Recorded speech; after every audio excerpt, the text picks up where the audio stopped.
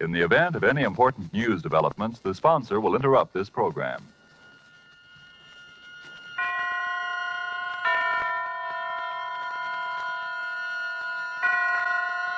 Roma Wines present Suspense. Roma Wines, made in California for enjoyment throughout the world. Salud. Your health, senor. Roma Wines toast the world. The wine for your table is Roma Wine, made in California for enjoyment throughout the world. The Roma Wine Company of Fresno, California, welcomes you again to this weekly half hour of Suspense. Tonight from Hollywood, Roma Wines bring you as stars two of the screen's most distinguished actors, Mr. Thomas Mitchell and Mr. Donald Crisp. They appear this evening in a play written for suspense by Robert Tallman, in which psychiatry is called upon to deal with a sick mind which has unknowingly been tempted thrice by murder. And so with the performance of Thomas Mitchell as the millionaire tycoon Edgar Lowndes and of Donald Crisp as the psychiatrist Dr. Aronson, we again hope to keep you in suspense.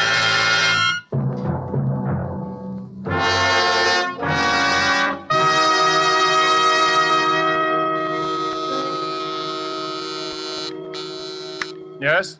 There's Mr. Edgar Lowndes here to see you, Dr. Aronson. Lowndes? Edgar Lowndes? When did we get him for patient? I think you'd better talk to him, Doctor. Yes, and I think he'd have to go through the usual routine. I don't go through usual routines. I'm Edgar Lowndes. I dare say you've heard the name before, Doctor. Well, who hasn't? Edgar Lowndes, the railroad magnate? Sit down, sir. Thank you. Well, I'm a man of a few words, Doctor. Frankly, I'm at my wit's end. Why, if my business associates had any idea I was consulting a psychoanalyst, I'd be laughed off the floor of the stock exchange. But we'll never mind that. It's these headaches, Doctor, I've been having. And aspirin, codeine, nothing seems to help. How long has this been going on? A little over a month. Since the death of my wife, in fact. We were very attached, you know. Very attached. Her death was a shock to you? No, I wouldn't say a shock precisely. She'd been an invalid for years. Bad heart. Wasn't so much what happened the night she died, but the way it happened. Oh, but why shoot off my mouth to you about it? I've told the story 1,000 times till everybody's sick of hearing it. Well, perhaps you haven't told all the story, even yet. Well, as a matter of fact, that's the truth, Doctor. There's one little thing I left out. But the funny part of that is I didn't know it myself till yesterday. And what was that? Well, I was dressing for dinner. I was getting ready to go out when in comes my wife's servant. You know, her nurse. She's all aflutter about something. Mr. Lowndes, I hope you'll forgive me for bursting in like this, but Mrs. Lowndes... Yes, speak Well, up, she's Sarah. resting quite well, Mr. Lowndes, but she did have that little attack this afternoon, and I can't be here this evening. And what with the servants' night out being tonight, I thought... Yes, you thought I'd better stay with her, and I certainly will. Now you just go along about your business. I look after Mrs. Lowndes personally. Oh, I knew you'd see it that way. You're a good, considerate man, Mr. Lowndes. Edgar. Feeling a little rocky, darling? Well, old Edgar's not going to let you down, not even if it means losing that war contract. Oh. I'm going to sit right here with you, sweetheart, and Lowndes, Reed, and company can go hang. Oh, no, Edgar. There's no reason for you to stay, really. There isn't. Just the same, I'm going to stay right here with my little wife this evening. Really, Edgar, it's not necessary. If you'll just get the brown bottle out of the medicine chest, the digitalis, and leave it here by my bed with a glass of water. And leave you here alone in this big house feeling the way you do? Not much, not for 100 war contracts. Now, Edgar, do as I say. Just leave the medicine here by my bed, and everything will be all right. Now, go on, darling, and do as I say. Please, it's the brown bottle.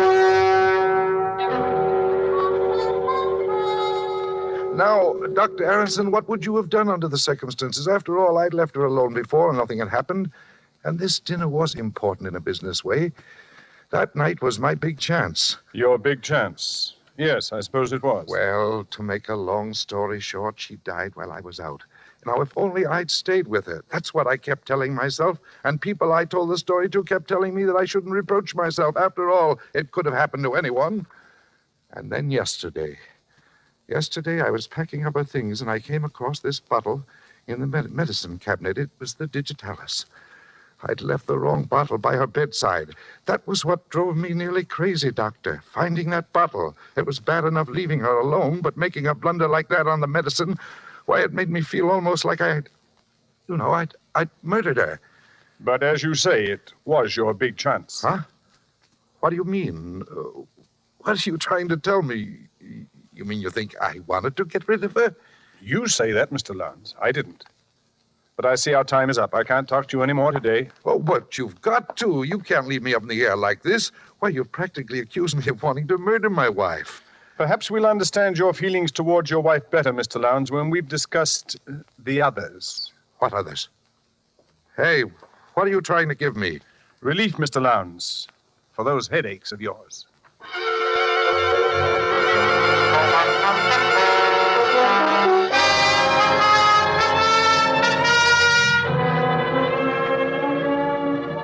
Tonight, for Suspense, Roma Wines are bringing you as stars Mr. Thomas Mitchell and Mr. Donald Crisp, whom you have heard in the first act of Case History on Edgar Lowndes.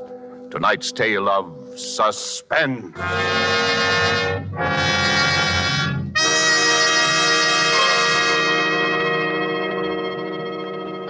Far from the scene we've just left, far to the south, across the equator, is another scene I ask you to visit with me. It's just before the dinner hour on the beautiful roof terrace cafe of the Hotel Metropolitano of Guayaquil, Ecuador. We're finishing our appetizers, an excellent sherry, and lifting your glass, you remark to our host that you envy him such wine. He laughs.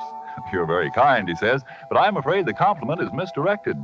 It is your own California you must praise for this splendid wine. And then he holds the bottle up, and looking at the label, you see Roma California Sherry. This could easily happen in many far countries, where discerning tastes have found Roma wines a luxury, imported and treasured. For these are, in every sense, fine wines, excellent in flavor and character, from the rich vineyard country of California. Products of age-old skills in winemaking, aided by modern scientific quality controls and tests. And here in the United States, Roma wines cost astonishingly little, mere pennies a glassful, because here there is no import duty to pay, no overseas shipping costs. Such enjoyable flavor and quality, such low cost, such high wine value have won tremendous popularity for Roma wines. They are by far America's largest selling wines, enjoyed by millions with meals when entertaining anytime.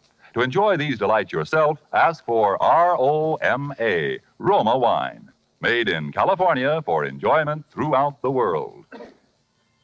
And now it is with pleasure that we bring back to our soundstage Donald Crisp as Dr. Aronson and Thomas Mitchell in the title role of Case History on Edgar Lowndes. A tale well calculated to keep you in suspense.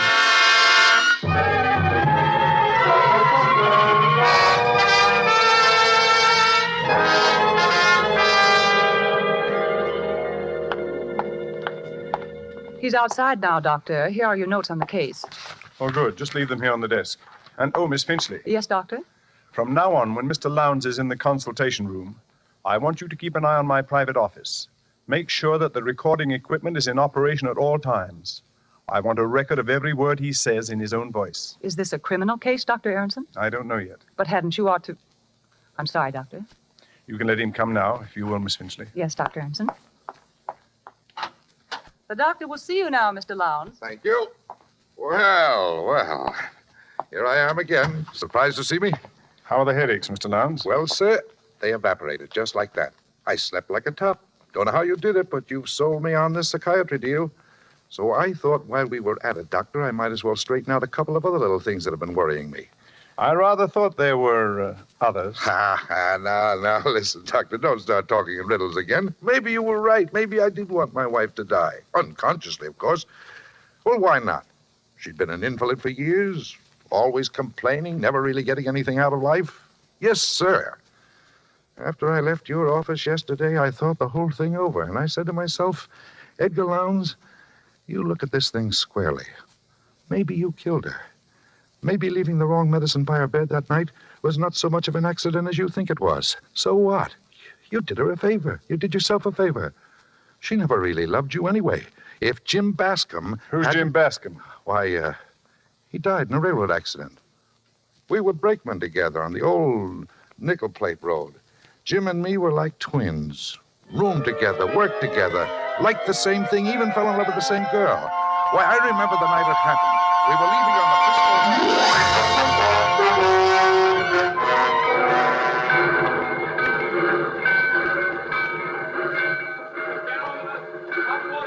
Reckon we better climb on top, Ed. It's our signal. Hey, wait a minute, Jim. There's Virginia. Ah, bless her heart. I knew she'd come to see us. So hurry up, sweetheart. Oh, gee, I'm glad. I was afraid I'd be too late. There's not a train in the whole nickel plate line you wouldn't hold up for us, Virginia. Oh, Jim. Baby. Hey, what about a kiss for me, too? Why, Edgar, you're jealous, I do believe. Well, why not? There. How's that? Like my own sister. Well, come on, Ed. They're getting impatient up there. You've got to tell him this time. You hear me, Jim? Yeah, I'll tell him. I promise, Virginia. Hey, come on, Jim. Coming, Ed. Coming. One more kiss, baby. Oh, darling. My darling, take care of yourself, Jim. I will, baby. Don't forget to send out the invitations.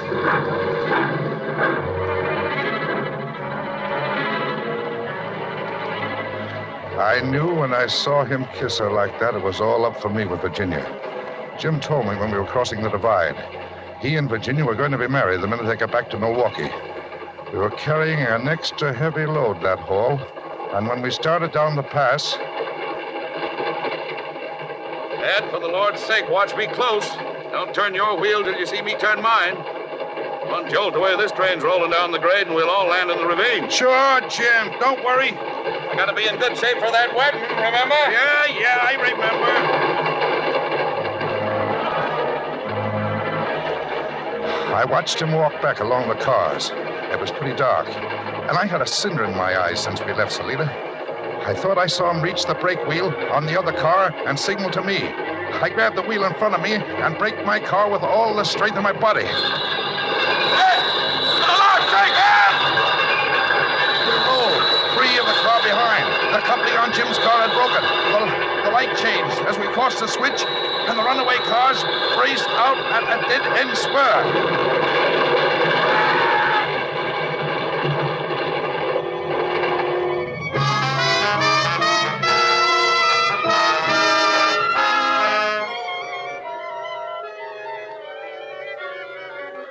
I saw Jim's body jolt free of the splintering car and hurtle out over the gorge. Just then we plunged into a tunnel. I never found Jim's body.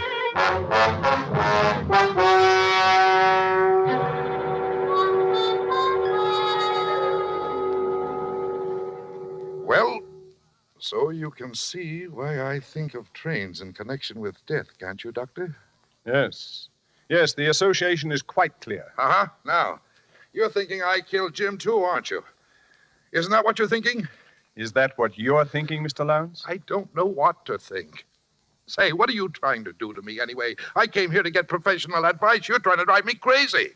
If that's the way you feel, perhaps you'd better try another doctor. I will. By George, I will. That's just what I'll do. Well, good luck, Mr. Lowndes. Huh? No hard feelings. Oh, of course not. And you won't tell anybody about... Why, what is it, Mr. Lowndes? You're trembling.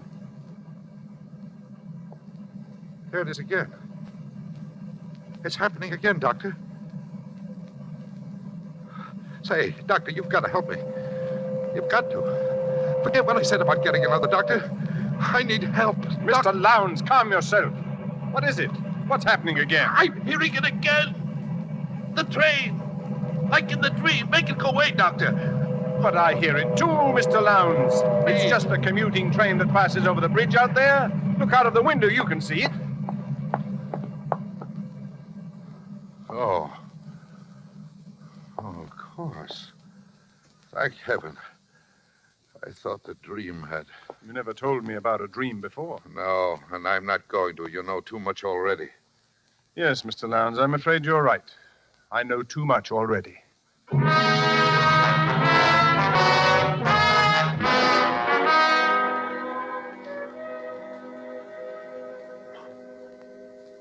And I have kept a complete record of each interview with this patient by means of a recording machine concealed in my private office.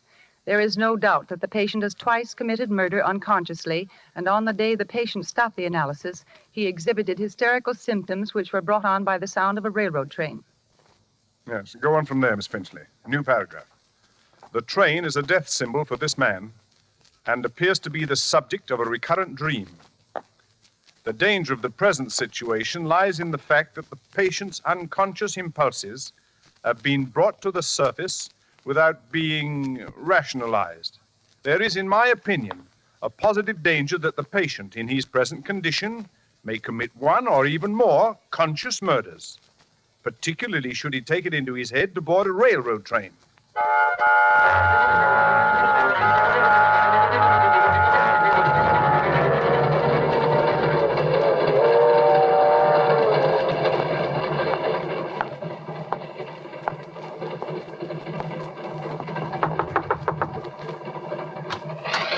Yes, sir?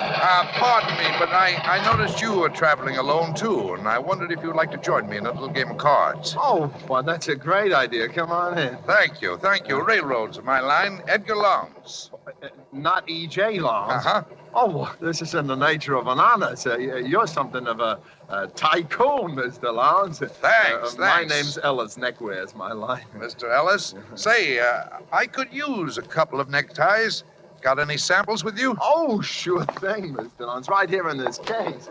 There you are, sir. Take your pick. Compliments of the Swilligan Cravat Company. Now, this one strikes my fancy. Well, go ahead. Take it. See any others you like? Well, let me think. Oh, hey, there's another tray under there.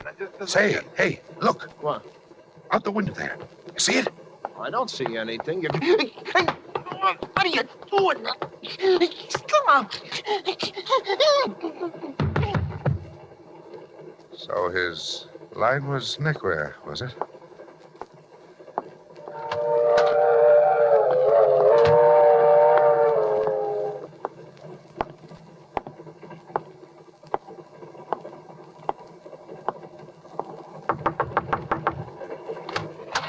Yes, sir. Pardon me. But I noticed you were traveling alone, sir, and I wondered if you'd like to join me in a little game of cards. Oh, that's a good idea. Come in. My name's Jenkins. Cutlery's my line. Knives, scissors, and surgical instruments. What's your line?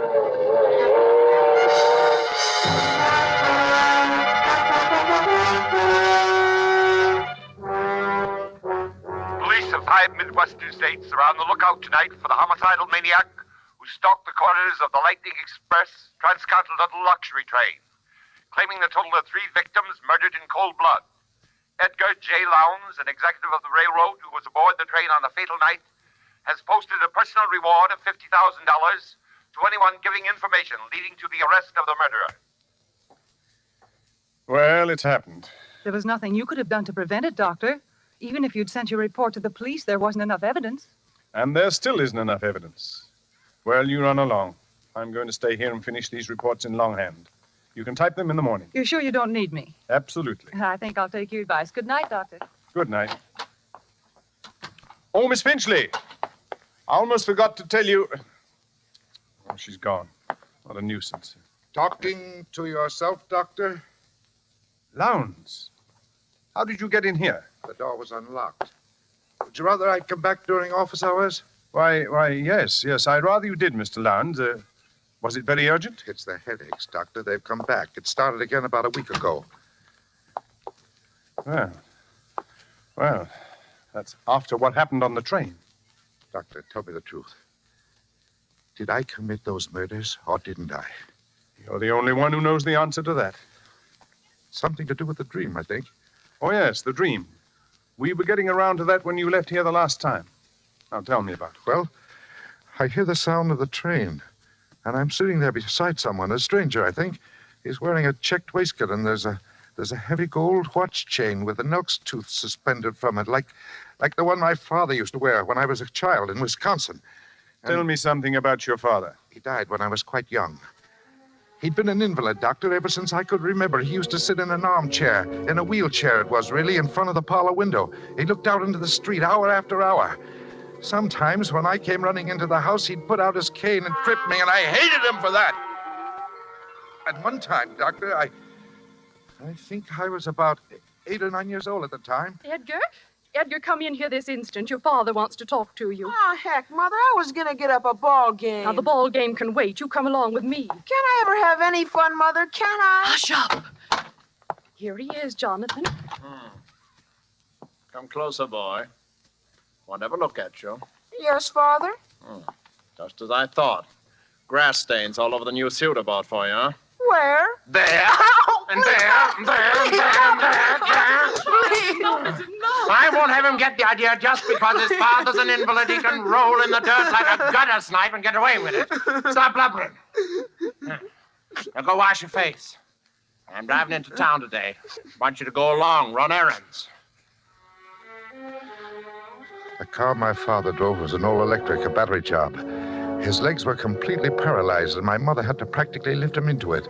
But the car itself was entirely controlled by hand. Driving it gave him a sense of power he needed.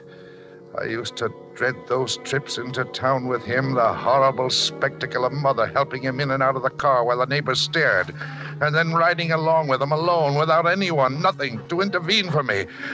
That was the worst.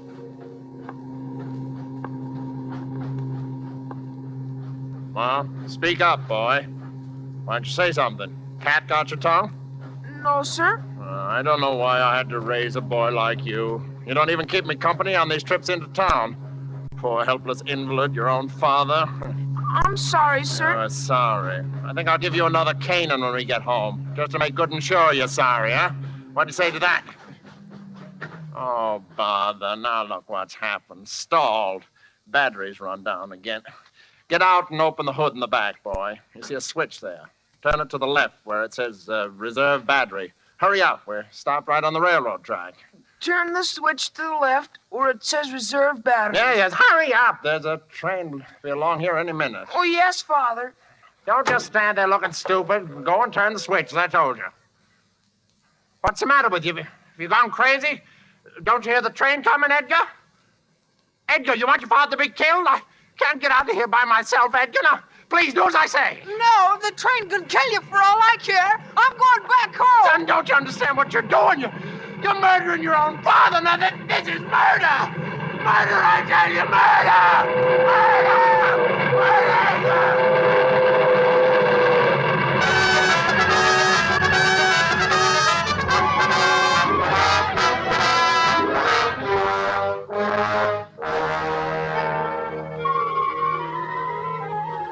I walked home with those words of his ringing in my ears. I can hear them nearly yet. Son, don't you understand what you're doing? You're murdering your own father. Murder! It's murder, I tell you! It's murder! Murder! But I never felt a qualm. Those words were like sweet music to me, Doctor. Well, that's the end of the story. But it's only the beginning. When I walked into this office for the first time, I was a man suffering from headaches, seemingly brought on by grief over the death of a loved one. Now I see myself as a man who murdered his father, his best friend, and his wife, who must kill and kill again, because every time I kill, I'm killing him, my father, whom I hated beyond all comprehension, and for whom one death agony was not enough.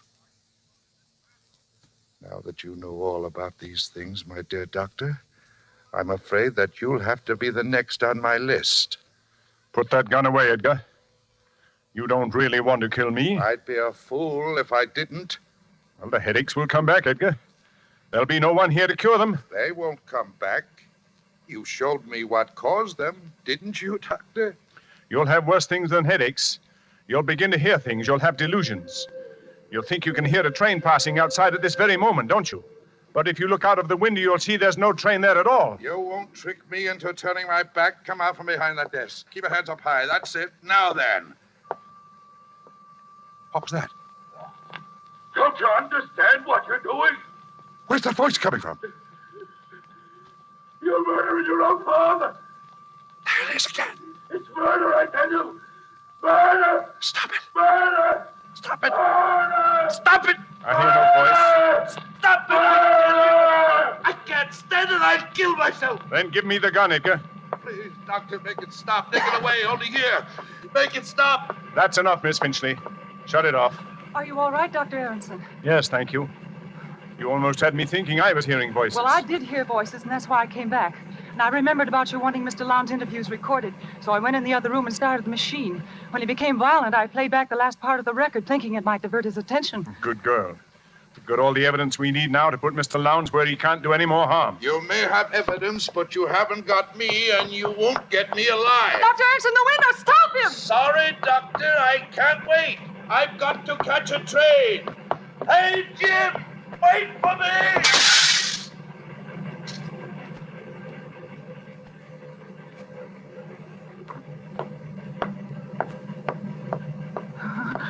21 floors to the street. Or is it 20?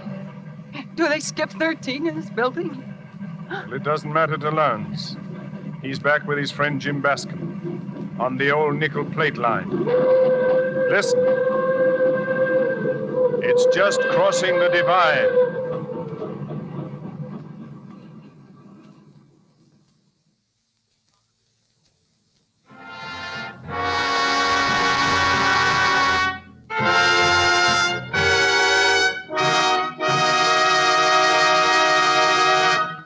And so closes Case History on Edgar Lowndes, starring Thomas Mitchell and Donald Crisp. Tonight's tale of Suspense. Suspense is produced and directed by William Spear. To every woman listening tonight, I want to say a special word about making every dinner or supper you serve taste better. I want to urge you to start serving Roma wine with your meals. It's simple, the cost is very, very little, and it works magic in making food more enjoyable. You can serve Roma wine with any meal or any time in any kind of glass you wish. Serve it chilled. Try different kinds of Roma wine until you find those you enjoy most of all. Try hearty red Roma California Burgundy or the delicately delicious Roma California Sauterne. The cost is mere pennies a glassful, but you'll find even a pickup supper tastes like a banquet. Get Roma wines today, and if your dealer is temporarily out of them, please try again soon. Just ask for R-O-M-A, Roma Wines, America's largest selling wines, made in California for enjoyment throughout the world. This is Donald Crisp. I'm sure I speak for both Mr. Mitchell and myself in saying how much we've enjoyed appearing this evening as the guests of Suspense, which I'm sure must be one of your favorite programs, as it is one of ours. Next week's stars of Suspense will be Geraldine Fitzgerald and Richard Wolff, who appear in one of the most extraordinary stories by that most extraordinary writer, James Thurber. Thomas Mitchell will next be seen in the 20th Century Fox production of Wilson. Donald Crisp will be seen in the coming Metro-Goldwyn-Mayer production National Velvet. Next Monday, same time, you will hear Geraldine Fitzgerald and Richard Wolff in Suspense. Presented by Roma Wines, R-O-M-A, made in California for enjoyment throughout the world. The following message from our United States Treasury is brought to you by Roma Wines. The invasion is on, the biggest in history, and it needs backing that is equally big. So back the attack. Buy war bonds. Buy more than before.